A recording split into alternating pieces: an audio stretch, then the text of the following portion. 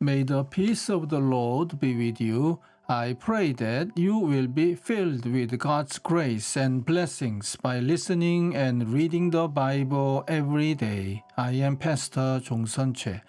We are listening and reading the Bible according to the reading plan proposed by the Revised Common Lectionary. This year's reading plan is by year C. Today is July the 30th, Saturday after 7th Sunday after Pentecost. Today's readings are Psalm 107 verses 1 to 9 and verse 43, Hosea chapter 10 verses 1 to 15, and from the Gospel of Mark chapter 10 verses 17 to 22, and from the Gospel of Luke chapter 12 verses 13 to 21. This is today's psalm. Give thanks to the Lord, for he is good. His love endures forever.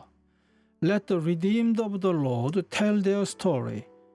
Those he redeemed from the hand of the foe, those he gathered from the lands, from east and west, from north and south. Some wandered in desert wastelands, finding no way to a city where they could settle. They were hungry and thirsty, and their lives ebbed away. Then they cried out to the Lord in their trouble, and he delivered them from their distress. He led them by a straight way to a city where they could settle.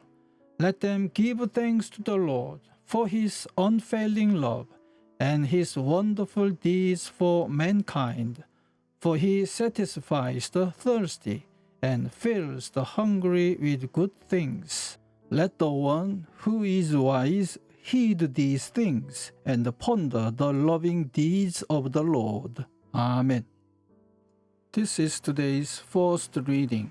Israel was a spreading vine. He brought forth fruit for himself.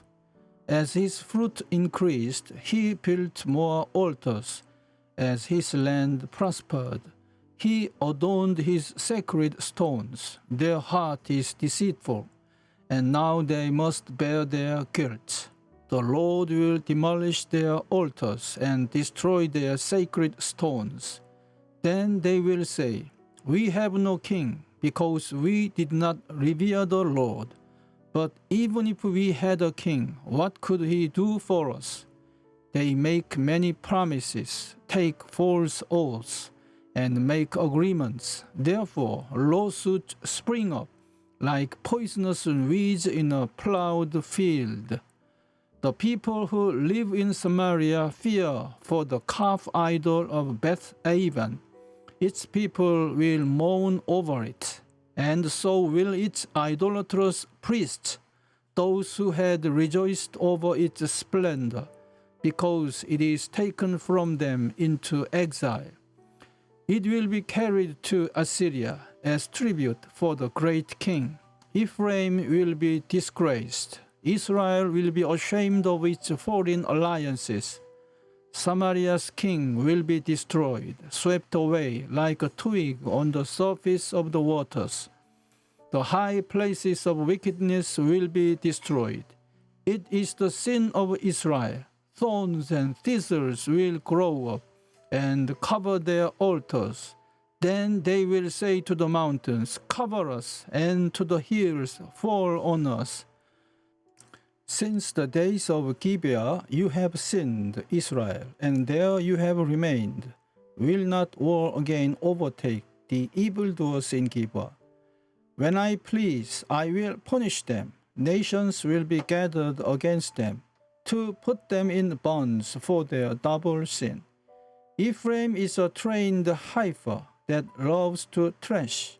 So I will put a yoke on her fair neck. I will drive Ephraim. Judah must plow, and Jacob must break up the ground. Sow righteousness for yourselves. Reap the fruits of unfailing love, and break up your unplowed ground. For it is time to seek the Lord until he comes and showers his righteousness on you. But you have planted wickedness. You have reaped evil. You have eaten the fruit of deception, because you have depended on your own strength and on your many warriors. The roar of battle will rise against your people, so that all your fortresses will be devastated, as Shalman devastated Beth Arbel on the day of battle, when mothers were dashed to the ground with their children. So will it happen to you, Bethel, because your wickedness is great. When that day dawns, the king of Israel will be completely destroyed. Amen. This is today's second reading. As Jesus started on his way, a man ran up to him and fell on his knees before him. "Good teacher," he asked, "what must I do to inherit eternal life?" "Why do you call me good?" Jesus answered. "No one is good except God alone. You know the commandments. You shall not murder. You shall not commit adultery. You shall not steal. You shall not give false testimony. You shall not defraud. Honor your father and mother." "Teacher," he declared, "all this I have kept since I was a boy." Jesus looked at him and loved him. "One thing you lack," he said. "Go, sell everything you have and give to the poor, and you will have a treasure in heaven. Then come, follow me." At this, the man's face fell. He went away sad, because he had great wealth. Amen. This is this week's Gospel reading. Someone in the crowd said to him, "Teacher, tell my brother to divide the family inheritance with me." But he said to him, "Friend, who set me to be a judge or arbitrator over you?" And he said to them, "Take care, be on your guard against all kinds of greed. For one's life does not consist in the abundance of possessions." Then he told them a parable. The land of a rich man produced abundantly, and he thought to himself, "What should I do? For I have no place to store my crops." Then he said, "I will do this. I will pull down my barns and build larger ones, and there I will store all my grain and my goods. And I will say to my soul, 'Soul, you have ample goods laid up for many years. Relax, eat, drink, be merry.' But God said to him, 'You fool, this very night your life is being demanded of you, and the things you have prepared, whose will they be?' So it is with those who store up treasures for themselves, but are not rich toward God." Amen. This is the word of God for today. Thanks be to God. The Lord bless you and keep you. The Lord make his face shine upon you and be gracious to you.